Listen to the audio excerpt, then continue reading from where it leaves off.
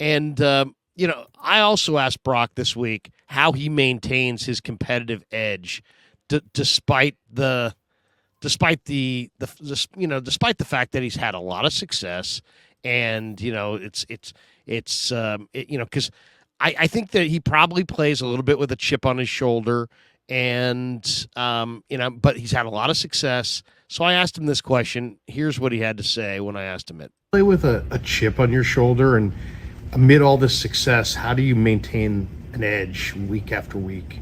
Yeah, there's little things, just even more in meetings, Coach Greasy or Kubiak and Kyle saying you got to do this, you got to do this, you got to do this. So there's always something that's like, man, I could be better, And so when I step out in the field, man, it's like still trying to prove to myself that I haven't reached my full potential yet, and so that's like that chip that I always have on my shoulder, and no matter what everyone else is saying, man, like I know that there's another level that I can get to, and so that's what I'm trying to get, and taking it one day at a time, but never being comfortable.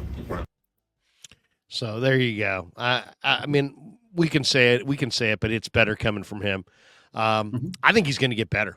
I really do. I was listening to an interview that Julian Edelman did with Colin Cowherd, and he's like, hey, look, I look at this kid and the way he's throwing it, and I think he still has more arm strength in there, and I think there's more coming for Brock Purdy as far as arm strength. And he goes, he still had that elbow surgery. It wasn't that long ago. He goes, I see this kid getting better. And this is a guy who played with Tom Brady. You know what I mean? It's not like he's a receiver. So it's like he kind of knows what he's talking about. Not that Shannon Sharp doesn't, because Shannon Sharp is a great player in his own right. But I just think it's lazy. And it's like, hey, you know what? If there, Mark Willard said it best yesterday. I was driving back from the facility listening to 95.7 The Game. He's like, ripping Brock Purdy has become an industry now. It's become a way to nobody cared who Steven Ruiz was last week until he made Brock Purdy his 29th best quarterback or whatever, and everybody's like, Steven Ruiz. It's become like, hey, you know what? You want clicks, you want attention, just disrespect Brock Purdy, and boom, there you go. Yeah, absolutely. No, absolutely. We've talked about this a few times on the channel together here, Larry, where we've talked about how negativity sells and all those types of things. And that's what we're getting here with Brock Purdy is you just gotta, it's about getting the 49ers have a very large following. So when you say something against the grain like this, if you're willing to go ahead and put yourself out there and be wrong just to get clicks and get those views, it's an easy way of doing it. I would point that towards what you saw today from Shannon Sharp. I would say that with what you saw from Steven Ruiz, who continues to double down on it. Whatever, I think when you look at what Orlovsky said, Orlovsky just got caught in the moment in a debate scenario where he threw that out. It wasn't like he was just asked a question. And Rex Ryan just buried him too. It was beautiful, right? Yeah, it was, but that was a little bit more of a debate. It wasn't like they went to him and like he had this whole statement prepared. It was like a quick little thing. So it's a little bit different with I don't think Orlovsky was trying to make the statement that he was. He just needs to do a better job of choosing his words in the way that he really feels about it, unless that's how he truly feels. So it's the whole thing is wild. The amount of negativity around him, and when you look at Brock Purdy, this is a guy who, he takes all this stuff in, and I think it helps. It's one of those things that drives him. And, people want to talk about people are so, here's one thing.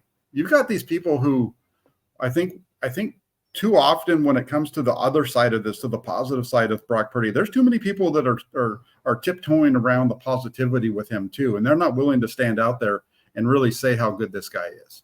Right. There's a lot of them aren't. I know, you mentioned Mark and he said something before the season. He had a tweet that I quote tweeted out basically saying, this guy's going to he should be a Pro Bowler. He's going to be in the MVP discussion. This is a team that can go to the Super Bowl with Brock Purdy. You don't have enough people really getting out there and just being and owning what they feel on this because they're afraid of the backlash, or at least early on they were. Steve Young knows a little bit about quarterback, right? Yeah. People don't want to compare Joe,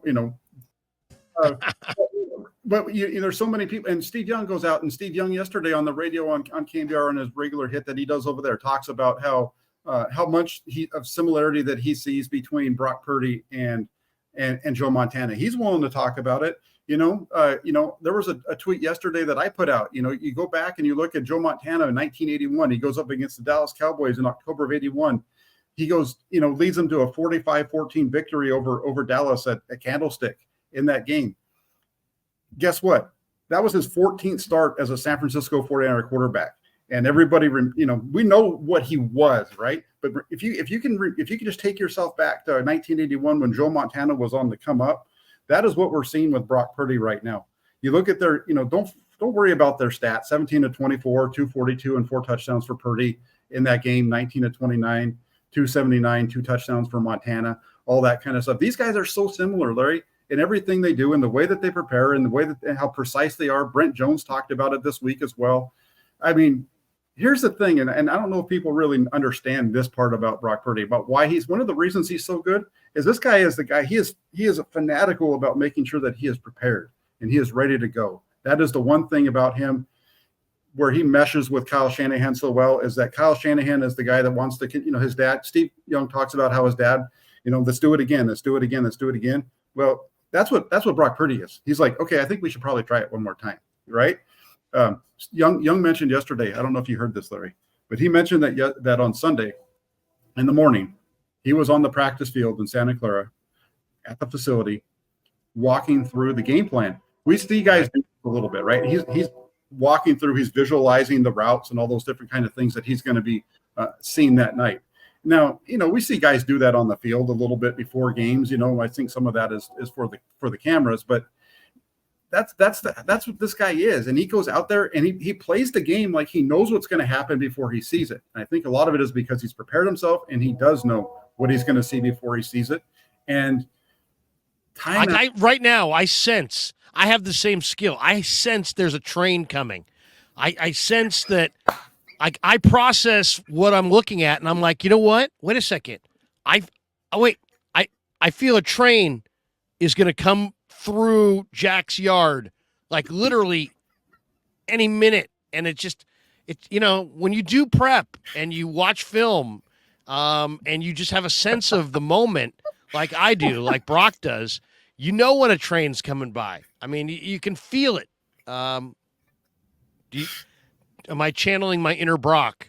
there you go. That is you nailed it. The Purdy Express rolled through town, right on cue for you, Larry. Yeah, exactly. This is one of my favorite ones of the week. I got to share. This is the last one I'll share here, but this is a good one. This is Alex Smith on KMBR talking about the Purdy disrespect. Here it is. You could take the five starts last year, and you take him the 5 starts this year, and he's playing on a completely different level. The command, again, the confidence, the throwing into one time, again, the guy throwing in tight circles, playing in a tight pocket, incredibly accurate, playing with anticipation, plays outside the pocket with his legs. Listen, there's no doubt about it. He's the real deal, and again, he's a big part of what the Niners are doing right now. Yes, it's a great system. Yes, there's great weapons around him. There's not a good offense in football that you don't point to all those exact same things. So for some reason, we want to hold it against Brock, but you go look at the other top 5 offenses in the NFL, they all have the same things. Tua is playing in an unbelievable system. He's got great weapons around him, right? Like, you could say that about everybody. Same thing with Josh Allen. Same thing in Kansas City with Pat. Again, for some reason, this kid, just because he's the last pick in the draft, because he's not 6'4" and 240 pounds, we want to continue to kind of hold it against him. But it's complete garbage. He's the real deal, and really happy for him.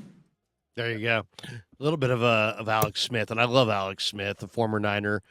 And Alex Smith, is a really, really cerebral observer of football, and I think he's a guy that I love listening to comment.